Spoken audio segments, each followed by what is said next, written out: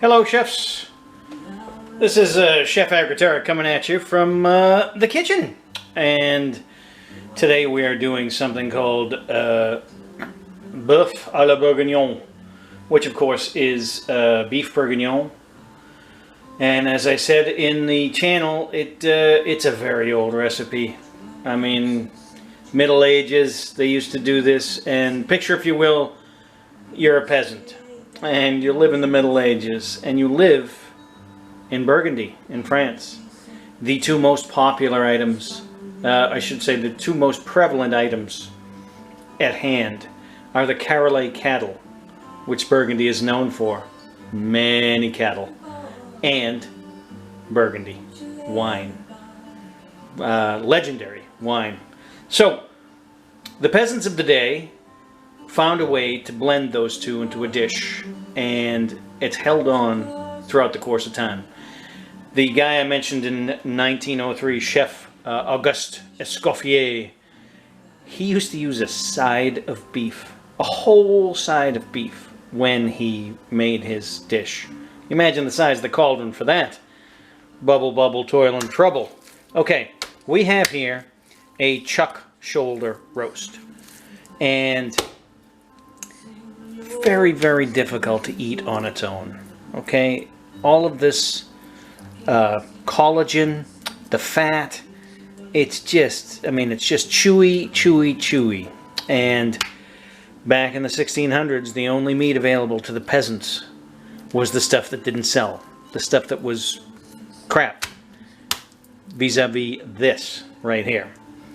This sells for quite a bit more now, but we're not even going to trim this. We are going to cut this. We're going to brown it.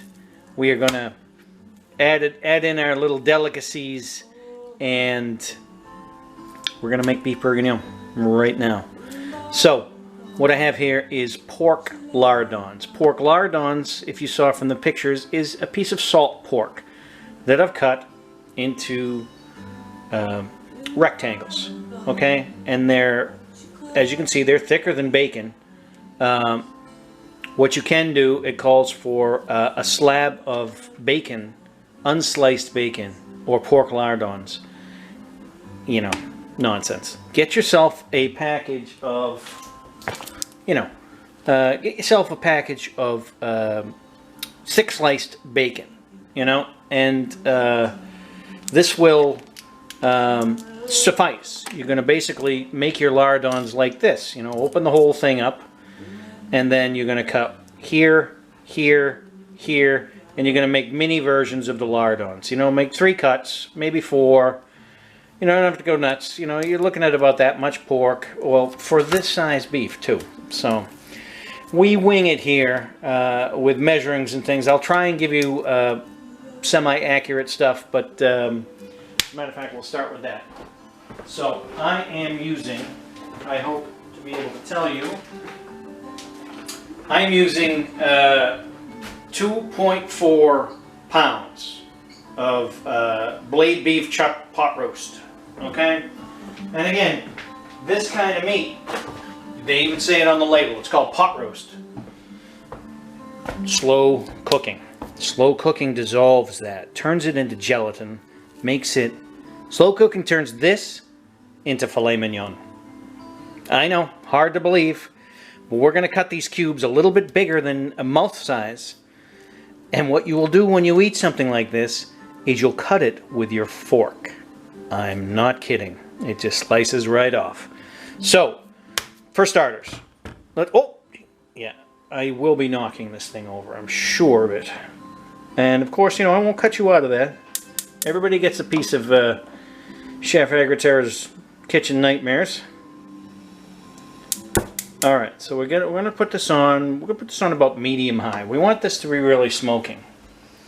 Okay, as you can see in here, I've got a little bit of the salt pork that I used with the lardons, the extra. I bought a piece of salt pork and I cut the size I wanted for lardons.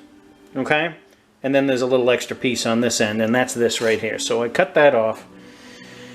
And really, what the bacon what the salt pork, what the lardons are doing right now is they're oiling the pan. And if the pan looks a little dirty, well, it's because this is where we made the caramelized onions in. And look at that. Oh, my goodness. You take those caramelized onions and you add some chicken stock to that, a little cheese on top, and boom, do you have yourself the makings of a French onion soup. All right. The lardons are going in. All right, we'll put the lardons in. Get this heat up to medium high. We want these things to cook like bacon. So the lardons are going in. And, you know, it wouldn't be honest to goodness true French cooking unless we had at least a half a stick of butter. All right, now we're going to take some EVOO, a little extra virgin olive oil, and we'll get that in there as well.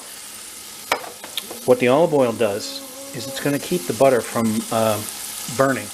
All right, it's going to blend it all into a nice temperature. We'll also have to keep an eye on the heat, because I don't know if you're aware of this, I can burn anything. So while that is cooking, let me get a little something to toss it around with here. While this is cooking and browning, and we're going to cook this just like we cook bacon. All right. While this is cooking, we're going to cut our meat. All right. Oh, isn't that lovely? Huh? Do you like that pan? I had to look that up on TV. No, I didn't. Okay. So now, hang on, let me move this.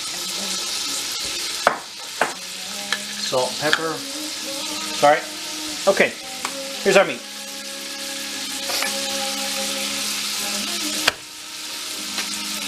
Now people will say cut with the grain, cut against grain. It doesn't matter. This is a meat that will have no grain issues whatsoever. Okay? Because of the way we're cooking it. So this is the bite size. We're going to do that a little bit thicker too. Because it's cooking for so long. Okay? So look at this. Maybe we'll do it on this end so you can actually see. All right. So we got about 1.25 inches here. We're going to cut that down like that. And, oh, look at all that fat in there, huh? We like the fat.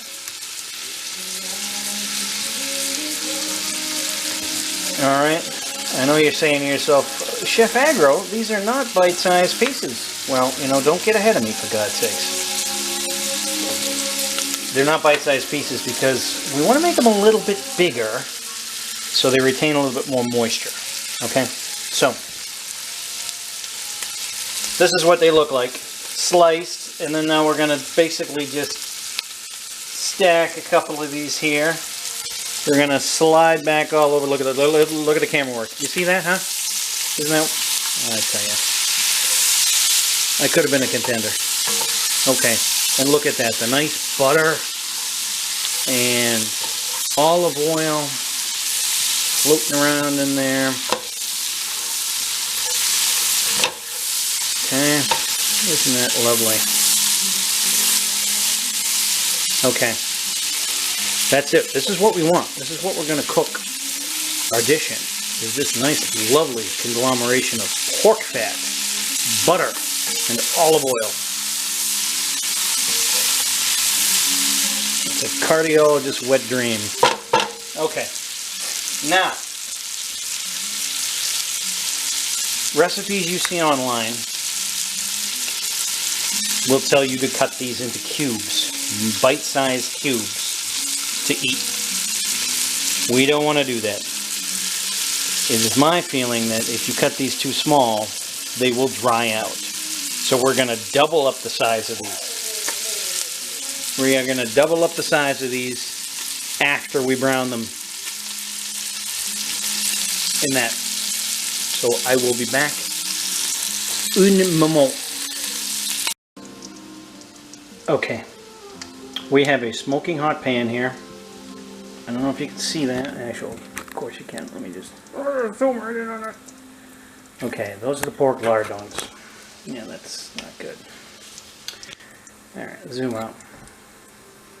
Smoking hot pan. Pork fat, butter, and olive oil. It's my little utensil here. Okay, so we got, this is what the pork lardons look like. Look at them crackling. You guys can see that, I don't know. Alright, we got some nice pork lardons, homemade, crackling right there. And now, we're going to brown the meat. And to brown the meat, and this is all Julia right here. Okay, to brown the meat, we're going to pat it dry. This is pretty crucial. If you do not pat dry your meat, it will not brown. It will not get that little char on it. Alright, so we want that little char. We want it! Alright, look at all that fat right there, huh? Alright, I got 2 in. Let's do 3 more. Fold that over.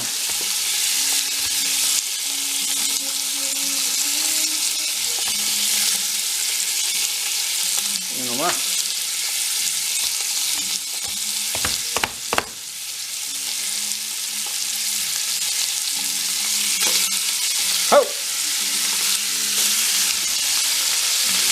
Little splash going on there, that's fine. I know the maid. Her name is also Chef Agritera.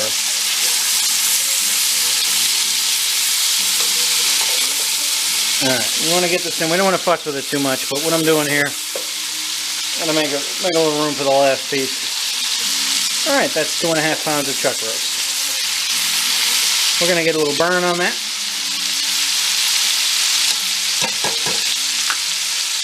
Flip it, and then these come out. And we begin with phase 2. Be right back. Alright, I know I said I'd be right back, and I'm immediately back because I just wanted to say we have Hilga to thank for this recipe. Hilga's, I guess the best way to describe Hilga is being one of our ringers in the kitchen channel. Hilga knows Hilga's way around Hilga's kitchen. Alright, be it outside or over a fire pit or inside, we get some marvelous ideas from Hilga, and I do too. That's why I like this channel so much. I get ideas from you guys, just looking at your dishes. You're never too old to start learning, to keep learning, I should say. Trust me, I know. Okay, so we thank Hilga for this. But we're going to dedicate this to our most recent arrival. And that is young Miss Aria Falia. That is correct. Young lady Aria was born yesterday. And I don't have confirmation on the name, but Bart Cruz says Lady Aria. So, Miss Aria, I guess, right now. So I'm going with Bart, and even if I hear otherwise, that's it. If Bart's calling her Lady Aria, then we're going with that. And congratulations, Callie. I don't think there's a person in the guild who's not happy for you. Okay. Sorry, I got cut off there. Congratulations, Callie. Callie and the missus who did all the work. Callie, you slacker, you did nothing. Now's your time. Now, I don't know if you can see this. Hello there, we're back. And the battery has a little bit more charge left on it. I don't remember where we left off because I haven't edited anything yet. But once again, we'll say welcome to little Miss Aria Falia. To the fold and to the kitchen, and we hope Mr. and Mrs. Callie are doing just fine. Well, especially Mrs. He'll be fine. Okay, so what we've done is we've browned the beef on one side. We're browning it on the second side right now. We patted it dry, and then of course the battery ran out, so it'll be a little bit more moisture in the pan than we want. Bottom side might not brown as much. But it's okay. That's cameraman's fault and nobody else's. So we'll pull these out right here. Right now, also, we have the beef stock has been slowly reducing. That was at the top of the pan. I put that on this morning. So that's been in there for a few hours, just with the aromatics and the beef and the little bit of tomato paste. Alright, so we're back into the pan here. We're going to pull these chunks of meat out, these big, I guess like steak tip size, only really tough cuts of meat. They don't look that bad right now though, do they? Now, we're going to brown up some vegetables. I'm actually going to cook off a tiny bit of this moisture that released from the meat while we were waiting the hour. As you can see, you can shut it all down and walk away for a bit, and nothing really bad is going to happen to it, unless it's a souffle. Alright, what I'm going to do is just kind of pull a little bit of these chunks of stuck goodness off of the side and the back of the pan. Alright, we're going to brown up some vegetables.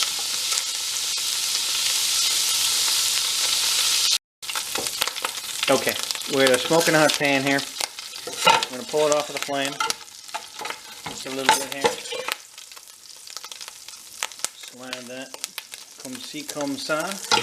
And then we're going to replace it with a ceramic lined cast iron pan. Okay. And then in that we're going to take and put the oil. Oh, the chars of goodness in there. Okay, and then we're going to add to that our aromatics, more aromatics, celery, onion, carrot. Well, maybe we'll throw a little bit more in there too. But we're going to bring this up to heat. All right. Maybe we'll toss in a couple of shallots. I don't know.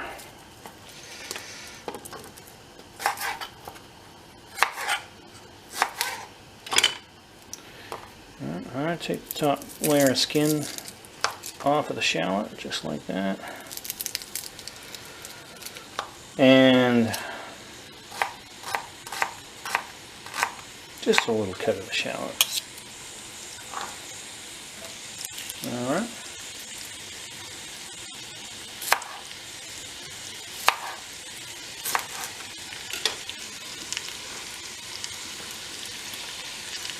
Remember, this is a peasant dish from days gone by.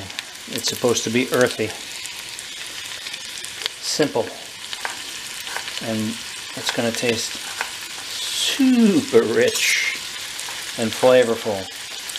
And we're doing that by cooking off some of these aromatics. Maybe we'll throw in a little garlic while we're at it. Okay. There's a good one right there. Okay. A little crack of the garlic. Out she comes. A little bit of skin is gone. And then we're just going to do a little chunk cut here. That's it. That's all I need. A little of that. Okay. We're going to saute, roast, brown, caramelize, fricassee, pancake. Yeah, anyway, we're going to do this for a bit. Okay, so we get the vegetables starting to brown up a little bit here, and I'll stray a tad bit from the recipe right now. Julie would like you to drain the oil. Okay, so you set this in a little sieve colander over another bowl and drain out some of the oil in that. But I'll be taking care of that oil step a little later myself. So we get this, and then to this we're going to add some tomato paste.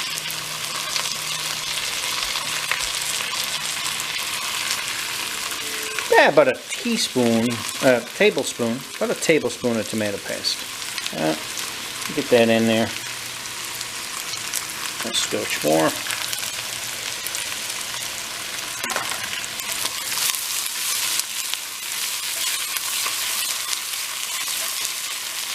Get back in there. Okay, let's take the heat down on this just a tiny bit. Okay, let's take a look again at our meat here, shall we?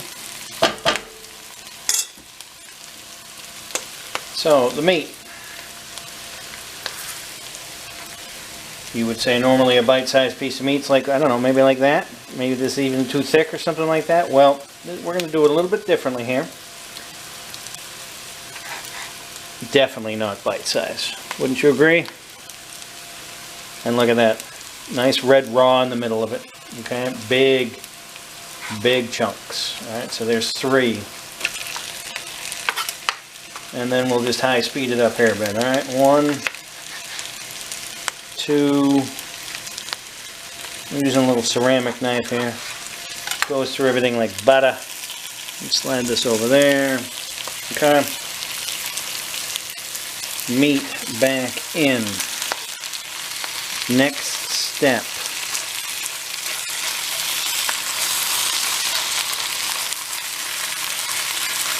Next step is a little bit of flour, and of course I'm prepared for that.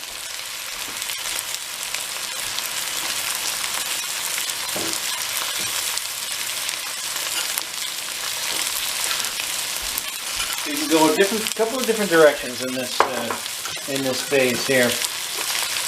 So, some recipes will tell you to flour the meat and then put it in. Some will tell you to take the vegetables out and put it in. I'm going to flour the meat like this. Okay?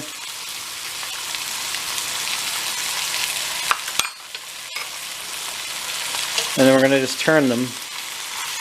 Turn them. Okay? Ici comme ça. Oui, je parle un petit peu français. J'habite en Antibes 2 ans. I lived over in France for a touch of time, and I can attest to the marvelousness of the food.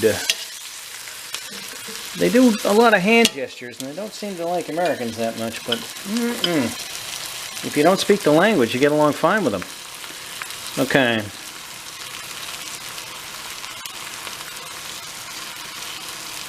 Now, this goes in the oven. 450 degrees, 4 minutes. 4 minutes. And then it comes out of the oven. Flips. And you put the meat back in again for 4 minutes. 450 degrees. Then it comes out of the oven. Then I'll be right back with you. Alrighty. So we have meat with a little bit of a crust on it, okay, and it's got a little bit of flour on both sides of it, more pasty than crusty, but that's fine because we get a brown underneath it. And to this we are going to add some oils. Okay, what we got here? Yeah, sorry. How's that? Does that work? Alright. Let's do a little herbing here. Shall we? Alright. Make this into a little ball here.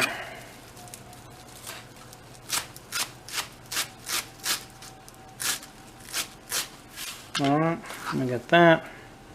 That goes in there. That's why I want an award, folks, this camera work. Alright. Doesn't have to get too cut up.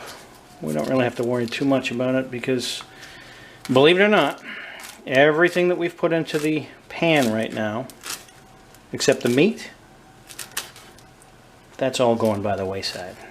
I know. Isn't that crazy? How many aromatics we've used and all this other stuff. So we'll put a little sage in there. Alright. Some scallions. I know. You're just going to have to imagine me cutting scallions. Alright.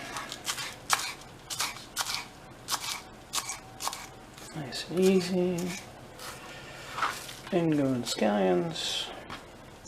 What else can we throw in there? Any ideas? Oh. Yeah. There we go.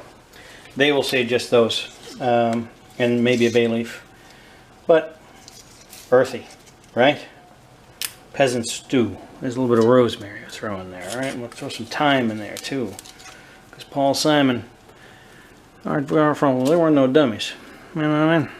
Parsley, sage, rosemary, thyme, scallions, garlic, shallots, carrots, celery, meat, and 2 cups of white wine that I brought to a boil. Let's see if I can get this with one hand. 2 cups of red wine that I brought to a boil. And you know, I'm using more red wine and less stock. Okay, so the red wine just covers the meat. Okay, we're going to bring that to a simmer. Let's get the stove going here. There we go.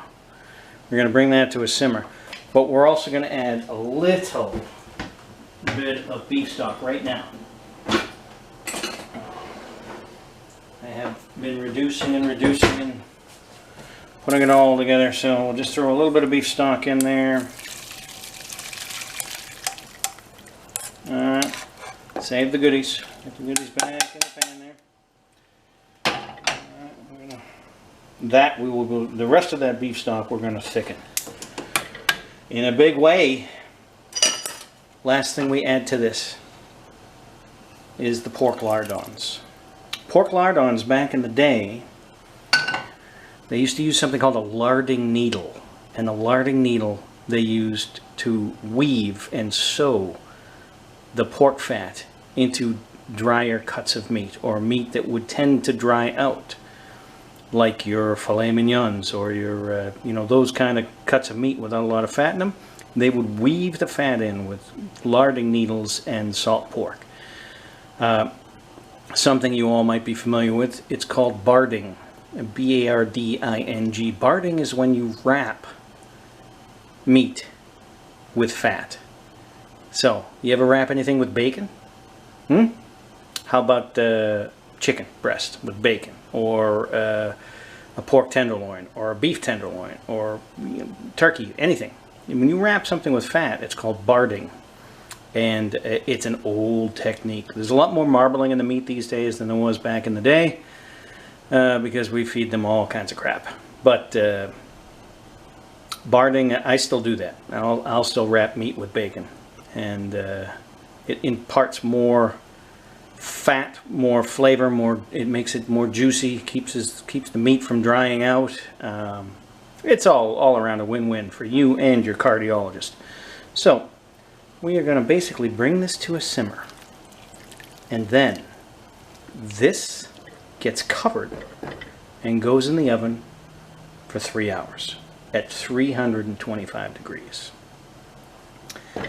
And then it comes out, and you take the meat out, just the meat, and you save the broth, and everything else gets discarded.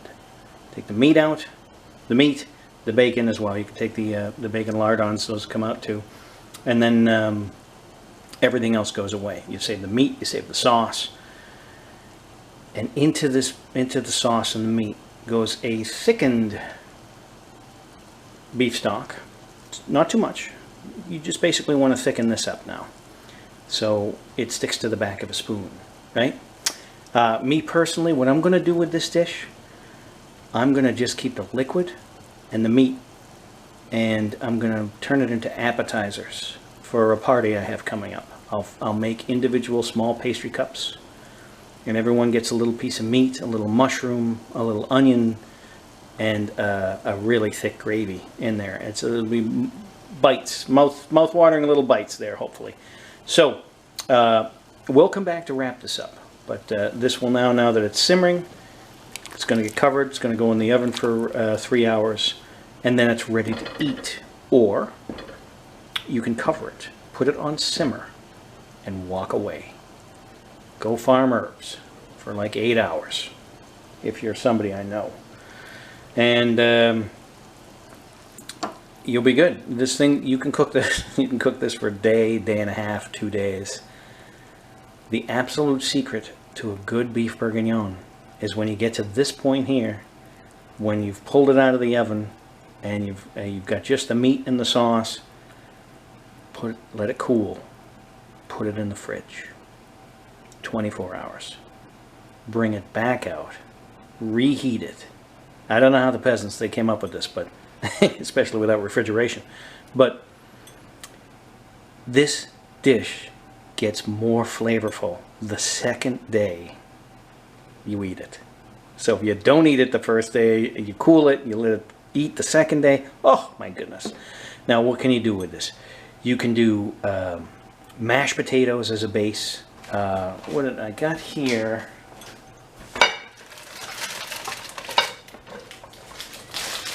I got here something called, can you see it? Baby medley potatoes. And what they are is they are just little purples, goldens, and reds. And, you know, obviously too big to be bite-sized. Think about bite-size.